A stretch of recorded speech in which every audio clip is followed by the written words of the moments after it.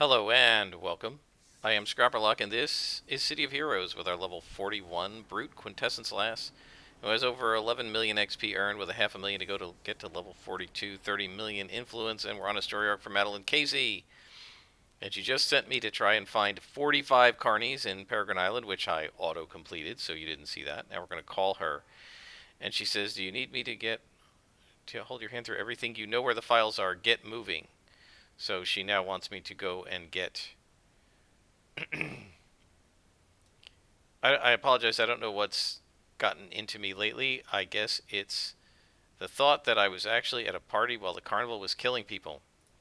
You know where Nathan Crane's files are. Go and get them. So Nathan Crane um, was killed, I believe, and we are now going to find his files at an office in Brickstown. So my guess it would be next episode we'll be getting to probably level 42. At that point, I'm going to put double endurance reducers, at least one, maybe two endurance reducers on focused accuracy, and then we're going to move up to +3 because we'll be able to run that pretty much continuously with our endurance recovery powers. I also do want, let's just take a look here. I also do want to finish slotting Soul Drain. And I also want to slot Energize. What I'm thinking is maybe one endurance on focused accuracy, two on Energize, and just finish that so we get full healing from that. And then at 43, we maybe finish Soul Drain and do our last endurance on focused accuracy. I still haven't triple recharged Overload, but I don't need that power very often. It's kind of like a once a mission power max, only if we're fighting like elite bosses or something really tough. Now we might need it more against regular bosses at +3 if we're fighting +4s. I'm not sure because we haven't really done that much. We fought a couple of +4 lieutenants. I don't know if we've ever fought a +4 boss in +2 missions.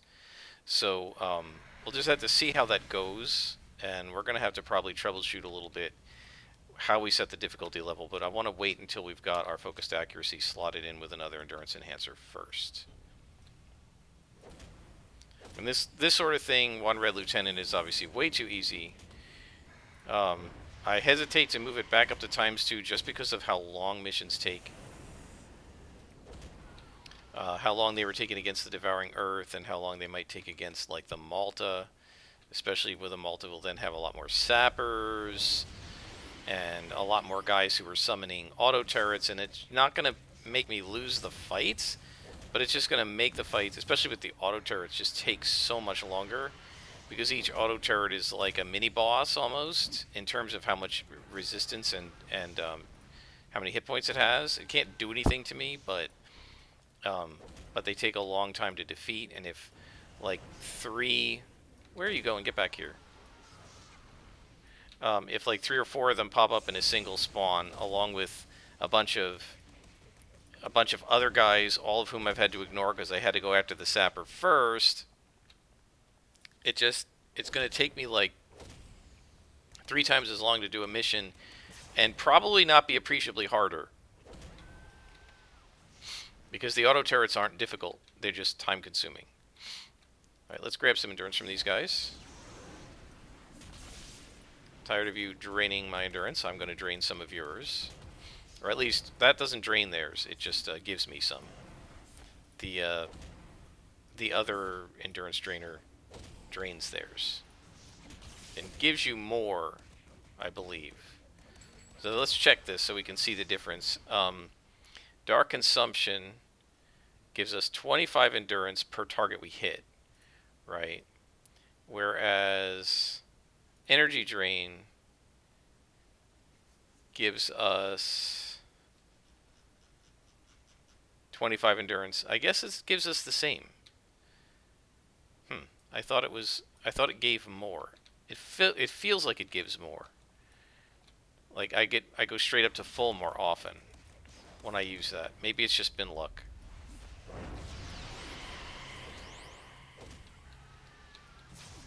It also increases my endurance recovery, which I don't think Dark Consumption does. You can see obviously oranges are way too easy. So the only reason we haven't moved up to +3 is because I won't be able to hit the +4s at all, and it'll just be constant whiffing. There's no chance really they're going to defeat us. Certainly in a ×1 situation. Probably not in ×2. Even at +4. It's just that it's going to take a lot longer and require a lot more endurance of me because of the focused accuracy. And so I'd rather wait until we have the focused accuracy running constantly, so we can beat her fast enough before she... No. I was trying to get her done before she went D-solid.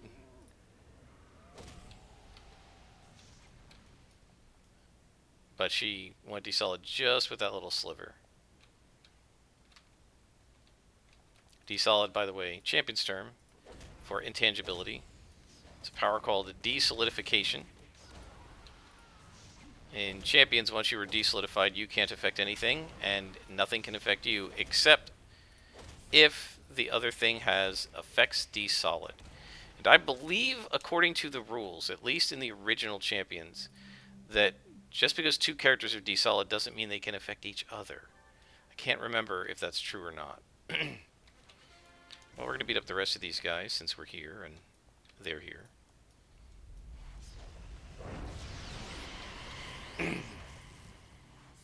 Yeah, that's one I'd have to look up because I believe it's been changed.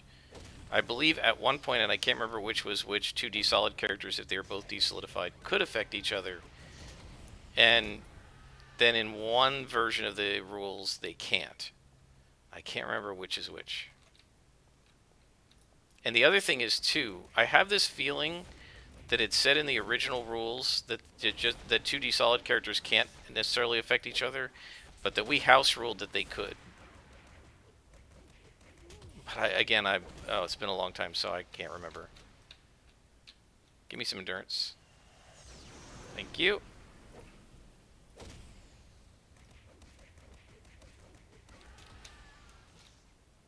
Of course, there was a power modifier called Effects Desolidified Object, which you could purchase for a power. It made it more expensive, about 50% more expensive, but it allowed you to affect desolidified objects. I would love to have an enhancement on some of my punches that affects desolid. That'd be cool. Okay. She says, excellent. Nathan Crane's files on the Carnival are certainly comprehensive.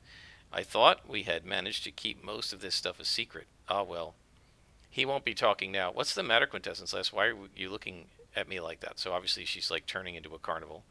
We've seen this in our previous playthroughs. Based on the notes of Nathan Crane, it looks like the carnival's masks may hide more than just their faces. If they really are linked to the carnival's powers, the masks that is, we have a unique opportunity to learn more about our foes. I need you to go to one of the carnival's bases and recover one of their masks.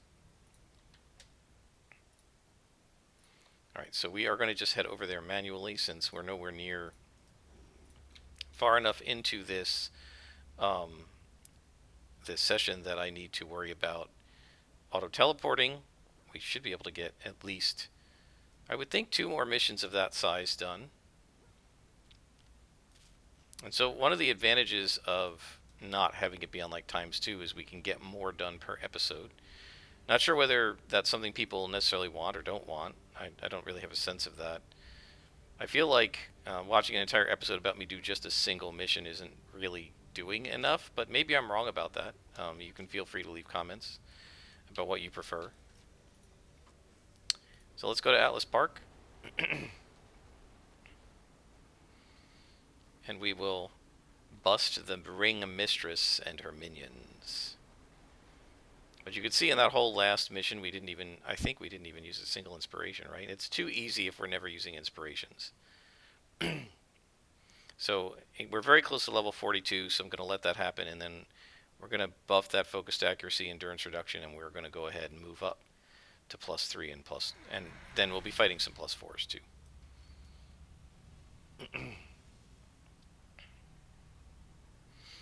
I wish I could reliably get +3s. I would do it now. Because we're fine against +3s, and the +2s are just too easy. It's just that the +3 missions are going to give us a lot of +4s, and I just don't want to whiff that much. So once we have focused accuracy set and we have enough endurance reducers on it that it won't utterly destroy our endurance, then we're going to go ahead and move this up. Alright, so here are some +3s already. You're going to see that even these guys, because they're minions, even these guys really don't have a chance.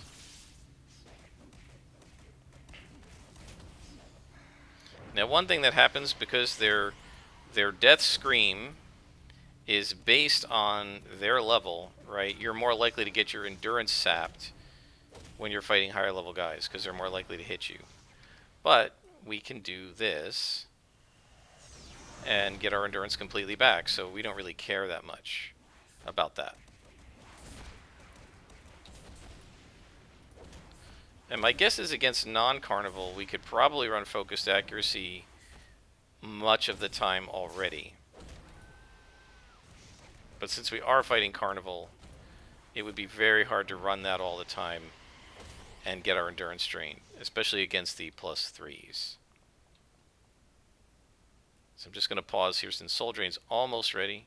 Oh, and another reason for endurance to be killed is I keep forgetting to turn off Super Jump.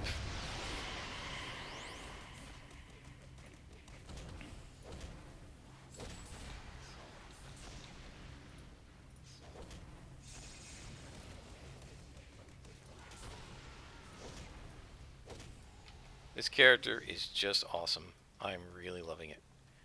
Alright, so we need to stop the Ring Mistress. We don't necessarily need to defeat everyone here, and this is a large mission. Now this guy may try to terrorize me, which will reduce my 2-hit. We'll see what happens. Nope, he didn't bother. By the way, if you're ever wondering, like, how do I know without watching my endurance bar whether the endurance drain hit or not? That one missed me. It said deflected, but also there is no blue glow around me. If they hit you, you will see a little blue glow around your character for just a moment. And so I'll show you what that's like when it happens. There, you see that blue glow around me? So that means she hit me. And so you got to pay attention to that. You don't necessarily need to look up to the endurance bar. If you see that blue glow happening a lot, then you want to make sure that you do something about your endurance because it's being drained.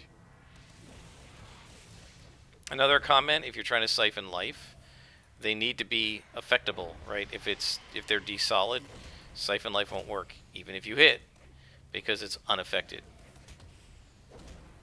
It's not just that it won't do the damage, and of course they disappear right as they have a sliver of health. But it's not just that it won't do damage, it also won't heal you. So it's something to keep in mind when you're fighting those guys, just so that you realize, you know, what capabilities you have that are going to work versus the ones that won't. That's important to know. And we just got our endurance drained again there. So you can see, then you look up and you see, look, our endurance is pretty low. Now some of that's from focused accuracy, which I can turn off against oranges and minions.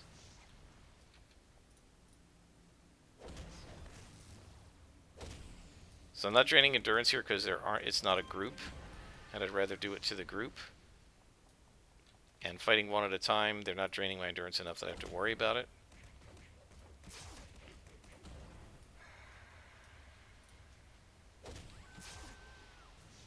That hit me as well. You see the blue. It stayed behind me, but that blue glow means that the endurance drain worked. It hit me. So it can hit me, you know, should hit me about a quarter of the time against minions. What's their chance to hit me? Wow, they have a 75% chance to hit. That means they have, well, my energy defense. Oh, I don't know if energy defense applies to this. It's psychic. I don't have that much psychic defense, do I? Let's take a look. Yeah, that's why. So defense. I only have 7% sonic defense. So it's an 82% base to hit. That's probably because of her level and rank. It's always important to know these things, guys. So the defenses don't work against these guys very well. And I'm used to them working from my Reflex Scrapper because the Reflex Scrapper just had an AoE ranged and melee one, and that's an AoE. So her AoE defense applied to it, but this character doesn't have positional defenses. She has typed defenses, right? And so the fact that it's an area effect is irrelevant to her, right? If you look, let's take a look again. AoE defense 7%, right? So whether it's counting as an AoE or counting as a psychic attack, we have almost no defense against it. One of these guys again. Soul Drainer. Before she goes invulnerable. There we go. Now we just wait.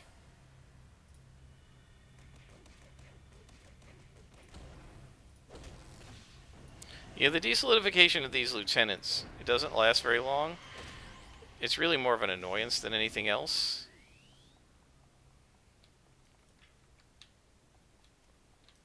Now we're looking for the Mistress, so I'm just going to keep trying to go deeper and deeper into the base. Did I just take damage from the side? I thought I did, but it doesn't look like anybody's shooting at me.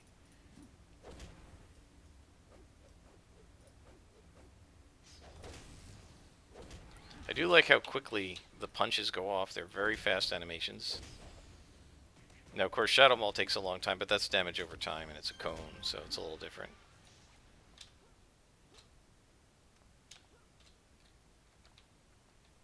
We don't need endurance, so we won't open up with that. I do like that even against the Carnival, this character really doesn't have to carry endurance pills, the blue pills, because she can regain her own endurance using her own powers, which is great.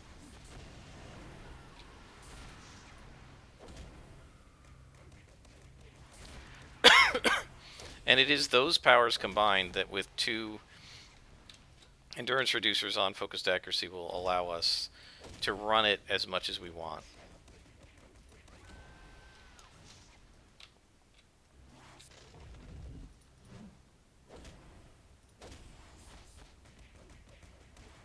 It's always funny when like they do the same exact animation at the same time, like they're twins.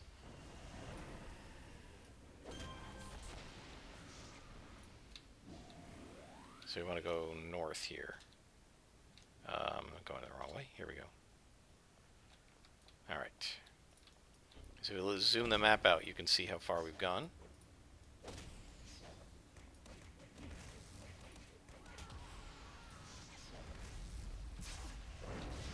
Soul Drain's doing pretty well now that it's on triple rechargers. Still haven't gotten it fully enhanced.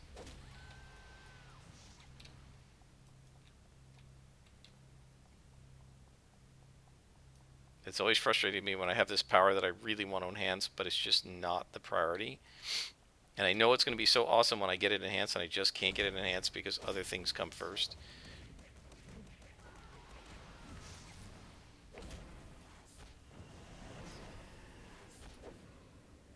Yeah, I've often thought, I kind of wish they had spread out the slotting a little bit differently. I don't know how it would work, but if they had maybe, I don't know, you can't get the powers anymore slowly because you need to get those powers in, right? And obviously the way they worked out how you get your final power at level 38 was based on the fact that originally the game only had 40 levels. And I'm not sure how else they could do it. Is that her? That's the Lady of Mercy. Alright, let's go get her first. I didn't see her there. Put focused accuracy on. We need to quickly debuff her. There we go. That should be harder for her to hit me now.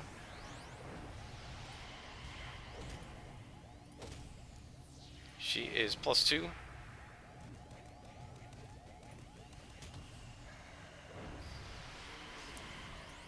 We might need a little bit of a heal here. Let's go ahead and take a luck, just to help us, since she's doing psionic. Wow. Got her. Wow, she completely drained my endurance. Yep, and we're totally out of it now. Nothing I can do about that.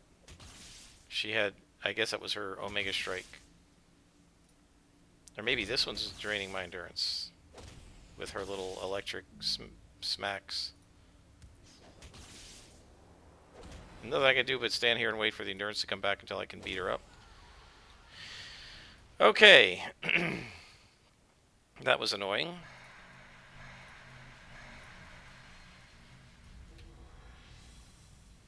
But we got her, and that's why and that's only a +2 boss, so a +4 boss would be really brutal. And we definitely want that focused accuracy running against somebody like that. So let's get our endurance back. Here we go. All the way up to full. Love it.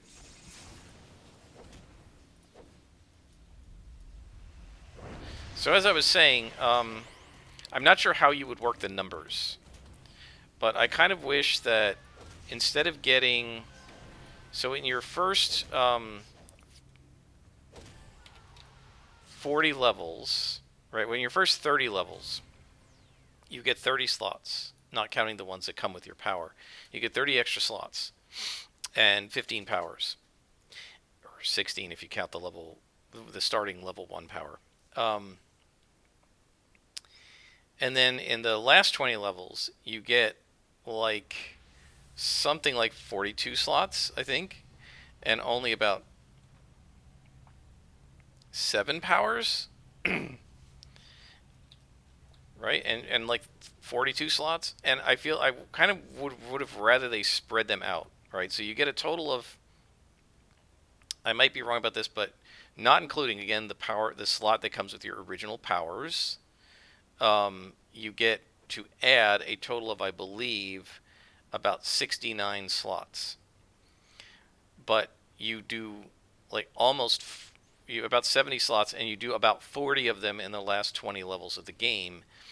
And you do most of those, from level 40 up, and you do the first 30 of them, which is less than half in the first 30 levels of the game. And I kind of wish they had spread it the other way, so that you got about, or at least half and half, get about 35 levels before 30. I'm not sure how they would have done it. Maybe earlier than 30, start letting you get 3 slots per level and leveling powers up every third. But again, they would have had trouble doing that initially, because initially you only went to 40th level, and then you wouldn't have gotten your last power until level 39 or 40 instead of 38. And they wanted people to be able to enjoy their high level power for a couple levels before the game at that point ended. So I don't know how else they would have done it, but I kind of wish they had spread it out more, so that you got more slots earlier and you could slot your powers in earlier. On the other hand, that would have just made the game easier, so I don't know. Alright, let's talk to Madeline, who says, the mask, isn't it lovely? Can you imagine looking upon this visage while your psyche is torn to shreds? She's obviously going crazy. I've contacted Kadea Kestrel, the voodoo master. I think he may be able to help us with the mysteries of the mask. Would you care to pay him a visit? So we're going to go to him, and then he's going to say, uh-oh, she's being taken over, I think.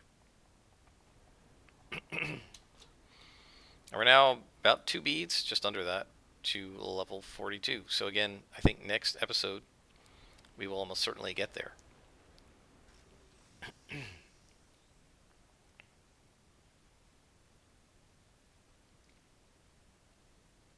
How much prestige have we earned? It'll be interesting to check that.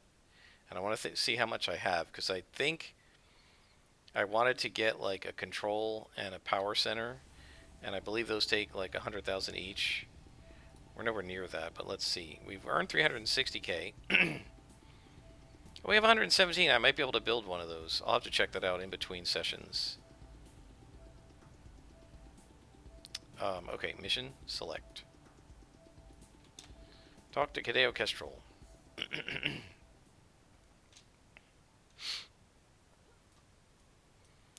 Again, sorry about my voice. It's spring, and as a friend of mine calls it, we're in the middle of the what does she call it? The pollinacolypse, the pollinacolypse,